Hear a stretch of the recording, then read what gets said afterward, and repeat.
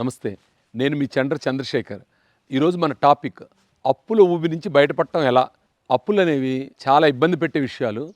ఎంతోమందిని కొంగదీసి వాళ్ళ జీవితాలను సర్వనాశనం చేశాయి. అప్పుల గురించి మాట్లాడాలంటే ప్యాకాట్ ఆడటం, మందు తాగటం, సిగరెట్ తాగటం ఇవి ఎలాగైతే వ్యసనాలో అప్పులు కూడా అలాగే వ్యసనాలన్నమాట. ఇది చాలా కుటుంబాల్లో వారసత్వంగా వస్తుంది. అప్పులు వారసత్వంగా రావడం ఏంటంటే తండ్రులు, తాతలు అప్పులు చేసి అలవాటు ఉండటం ఇలాంటి దాన్ని పిల్లలు కూడా చూసి నేర్చుకుంటారు. వాళ్ళు కూడా దాన్ని ఫాలో అవుతారనమాట. ఇలా ఉన్నప్పుడు వాళ్ళు నాకు అందులో నుంచి బయటికి రావడం చాలా కష్టం. ఎందుకంటే వాళ్ళకి అప్పులు అనేది చాలా సహజంగా ఉంటుంది. కొంతమంది మంచి అప్పులు ఉన్నాయి, చెడ్డ అప్పులు అని చెప్తారు. అంటే మంచి అప్పులు అంటే కన్స్ట్రక్టివ్గా దాన్ని ఉపయోగపెడితే మంచి అప్పులని, చెడ్డ అప్పులు అంటే వినియోగించుకొని చెడ్డ అప్పులు అని చెప్తారు. ఏదైనా కానీ పాము పామే అన్నట్టు అప్పు అప్పే. అప్పు జోలికి వెళ్లకుండా ఉండడం చాలా మంచిది. అయితే ఇప్పుడున్న ప్రపంచంలో ఏమైందంటే అప్పులు తీసుకోవడం, క్రెడిట్ కార్డులు కలిగి ఉండటం, ముందుగానే ఖర్చు పెట్టేయటం అది ఒక ప్యాషను, జీవితంలో భాగం అయిపోయింది. ఈ హౌసింగ్ లోన్లు, కారు లోన్లు ఇలాంటి వాటిని దాన్ని అసలు అప్పు కింద చూడటం మానేసాం. ఈఎంఐ కట్టడం అయిపోతుంది. అలా ఉందన్నమాట. సరే కొన్ని సందర్భాల్లో ఇంటి వరకు అప్పు చేశారంటే ఒప్పుకోవచ్చు, లేదా స్థలం కోసం చేశారంటే ఒప్పుకోవచ్చు. అలా కాకుండా ప్రతి అవసరానికి ఈఎంఐని ఆధారపడటం వల్ల ఎంత శాలరీ వస్తే అంత ఈఎంఐ అన్నట్టు తయారైంది జీవితం. ఇలాంటి వాటి నుంచి బయటపడటానికి నిపుణులు ఏం చెప్తున్నారంటే దీనికి స్నోబాల్ మెథడ్ అని, అవలాంచ్ మెథడ్ అని 2 మెథడ్స్ చెప్తారు. ఈ 2 మెథడ్స్లో ఏదో దాన్ని ఎంచుకొని ఈ అప్పుల ఊబి నుంచి బయటపడమని చెప్తారు. సింపుల్గా చెప్పాలంటే స్నోబాల్ మెథడ్ అంటే స్నో అనేది ఐస్ అనేది చిన్న బాల్గా మొదలవుతుంది. ఆ కొండపై నుంచి దొర్లుతూ ఇంకా ఐస్ని దానికి కలుపుకొని కిందకు వచ్చేటప్పటికి పెద్ద బండరాయిలాగా తయారవుతుంది. అది స్నోబాల్ మెథడ్. దీనికి చెప్పేది ఏంటంటే అప్పు చిన్నగా ఉన్న అప్పులను తీర్చేస్తే పెద్ద అప్పుని తీర్చే కాన్ఫిడెన్స్ మనకు వస్తుందని, తద్వారా మనం పెద్ద అప్పులను కూడా తీరుస్తామని. అంటే మీకున్న 20 అప్పులు 30 అప్పులు రాసుకుంటారు. 20-30 అప్పుల్లో తక్కువ అమౌంట్ తక్కువగా ఉన్న అప్పును తీర్చడం అనేది ఒక పద్ధతి.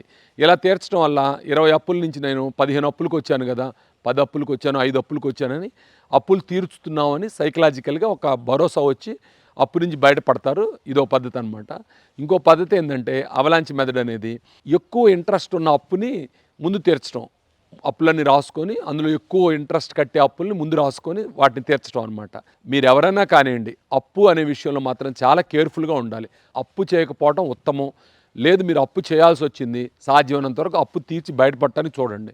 అంతేగాని అప్పుని జీవితంలో భాగం చేసుకోవద్దు. చాలామందికి అప్పు అనేది జీవితంలో భాగమైంది. చాలామంది వ్యాపారస్తులు తమ జీవితాంతం వ్యాపారం చేసి అప్పులు చేసి ఆ అప్పులకు వడ్డీలు కట్టుకుంటూ ఉంటారు.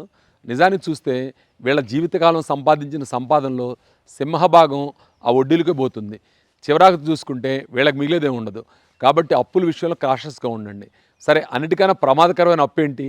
అన్నిటికన్నా ప్రమాదకరమైన అప్పు ఏంటంటే ముందు మీకు అప్పు ఇచ్చి మీ దగ్గర వడ్డీ వసూలు చేయకపోవడం అన్నిటికన్నా ప్రమాదకరమైన అప్పు. అది ఎలాగో చెప్తానండి. క్రెడిట్ కార్డు ఇస్తారు, మీరు టైం ప్రకారం కడితే మీకేం వడ్డీ ఛార్జ్ చేయరు కదా. కానీ ఎప్పుడైనా కానీ మీరు కట్టలేకపోయారో సంవత్సరానికి 50% వడ్డీ వేస్తారు. చాలా పెద్ద మొత్తం అది. అలాగే కొన్ని సందర్భాల్లో మనం పర్చేజ్ చేసేటప్పుడు వస్తువులను అప్పుగా ఇస్తారు, వస్తువులను కానీ మరొకటి కానీ.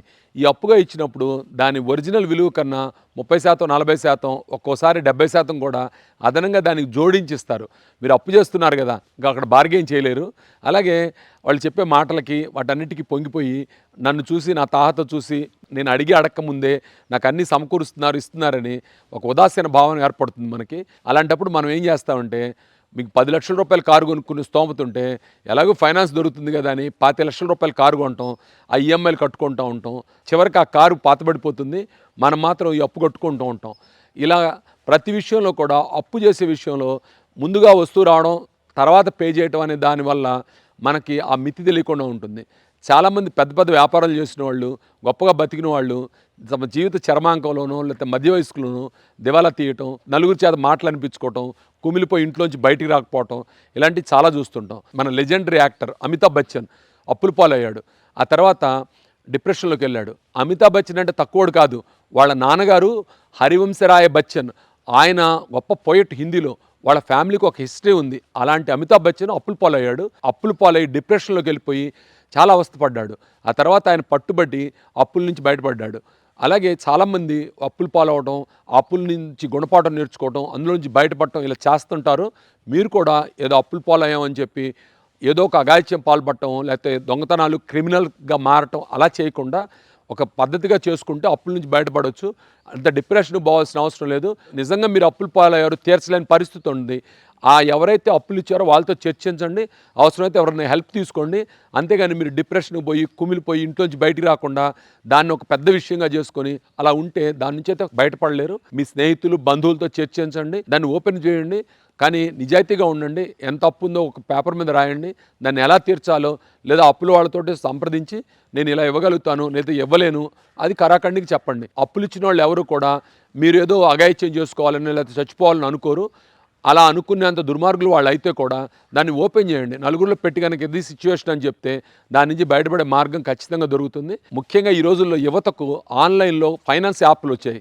ఈ ఫైనాన్స్ యాప్లు ముద్దు ముద్దు మాటలతోటి మీకు 16,000 రూపాయలు మీ అకౌంట్లో ఆల్రెడీ ఉంది, ఈ క్రెడిట్ కార్డు తీసుకొని వాడుకోండి అంటారు. వాళ్ళు ఏమైనా మీ మీద ప్రేమతో ఇస్తున్నారా? అలాంటిదేం లేదు. అలా ఇవ్వడం ద్వారా మిమ్మల్ని ఆ వలలోకి లాగుతున్నారు. మీరు ఒక్కసారి అప్పుల ఊబిలోకి ఈ వలలోకి పడ్డారా ఆ తర్వాత గిలగిలా కొట్టుకోవటమే. ఎంతమంది జీవితాలు నాశనం అవుతున్నాయంటే ఈ ఫైనాన్స్ల వల్ల, ముఖ్యంగా ఈ మైక్రో ఫైనాన్స్లు యాప్ల ద్వారా అప్పులు తీసుకోవటం, ఆ తర్వాత వాళ్ళు మీ ఫోన్ మీద అదుపు తీసుకోవటం, మీకు తెలిసిన వాళ్ళందరినీ కాంటాక్ట్ చేస్తామని, మీ పరువు తీస్తామని చెప్పి మీ న్యూడ్ ఫోటోలు పంపిస్తామని, ఒకటి కాదు ఈ సతాయింపులు మామూలుగా ఉండవు. కాబట్టి మిత్రులారా, మీరెవరు కూడా దయచేసి అప్పు చేయకండి. ఆల్రెడీ మీరు అప్పులు చేస్తున్నా సరే ఈ అప్పులు తీర్చే మార్గం అన్వేషించండి. వీలైనంత వరకు ఖర్చు తక్కువ పెట్టుకోండి, ఉన్నదాంతో సర్దుకోండి. అలా కాదు అనుకున్నప్పుడు రేర్ కండిషన్స్లో అప్పు చేయాల్సి వచ్చినా కానీ దాని నుంచి బయటపడటం ఎట్లా అని తక్షణం ఆలోచించండి. మరి ముఖ్యంగా ₹5 వడ్డీలు, ₹10 వడ్డీలు, మీకు తెలుసా ₹30 వడ్డీలు, ₹60 వడ్డీలు కూడా ఉన్నాయి. ఇదేది నెలకే, సంవత్సరానికి కాదు.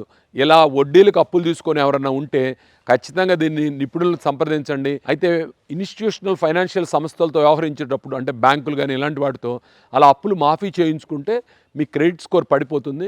భవిష్యత్తులో మీరు ఏదైనా ఇల్లు కొనుక్కుందాం అనుకున్నా లేకపోతే ఇంకేదైనా అవసరం ఉన్నా ఇన్స్టిట్యూషన్స్ మీకు అప్పులు ఇవ్వవు. అదొకటి గమనించండి. కానీ ఈ బయట ప్రైవేట్ వడ్డీలు ఉంటాయి కదా, అందులో ఎలా ఉంటుందంటే వ్యక్తి పాత్ర ఉంటుంది కాబట్టి వాళ్ళు మీకు అప్పులు ఇచ్చేటప్పుడు తీగా మాటలు చెప్పటం, తర్వాత వసూలు చేసేటప్పుడు గొంతు మీద కత్తి పెట్టడం ఇలా గమనించవచ్చు అనమాట. కాబట్టి అప్పుల విషయంలో చాలా అప్రమత్తంగా ఉండండి. ముఖ్యంగా మీ లైఫ్లో మీరు సుఖంగా హాయిగా ఉండాలనుకుంటే అప్పులకు దూరంగా ఉండండి. ఆల్రెడీ అప్పుల్లో ఉంటే ఆ అప్పులు తీర్చడం కోసం ఎంత త్యాగాలైనా సిద్ధంగా అండి. అలాగని చెప్పి అన్నీ మానేసుకొని అప్పులు తీర్చడమే జీవితం అనుకుంటే మీ జీవితం సాగకపోవచ్చు. మీ జీవితం సాగడానికి సరిపోయేటట్టు మీ స్థితికి మరీ భంగం కలగకుండా కొంత భాగం అప్పుకు కేటాయించండి, కొంత భాగం మీరు బతకడానికి మీ వ్యాపార అభివృద్ధికి కేటాయించండి. ఆ మిగతా పెట్టి సిస్టమేటిక్గా అప్పులు తీర్చండి. ఈ అప్పులు ఉన్న వాళ్ళందరూ ఒక విషయం గుర్తుపెట్టుకోండి, మీరు అప్పులో ఉన్నారు, ఆ విషయం గమనించండి. అదేంటి చంద్రశేఖర్ మేము అప్పులో ఉన్నామంటే మాకు తెలీదా అంటే తెలీదండి. ఎందుకంటే మనం అది ఫీల్ అవ్వం, మీరు ఫీల్ అవ్వాలి. అప్పులో ఉండడం అంటే ప్రమాదంలో ఉన్నట్టుగా మీరు ఫీల్ అయితే అప్పు తీరుస్తారు. అది సాధారణము, దానికి ఏం పెద్ద గొప్ప విశేషం లేదు అనుకున్నారనుకోండి, మీరు ఫీల్ అవ్వరు. ముందు మీరు ఫీల్ అవ్వండి, నేను అప్పులో ఉన్నాను, ఏదైనా ఖర్చు పెట్టాలంటే నేను అప్పులో ఉన్నాను, దేనికైనా సరే ప్రతిదానికి నేను అప్పులో ఉన్నాను కాబట్టి నేను కొంచెం చూసుకొని వాడుకుంటాను అని చెప్పి అది చేయండి.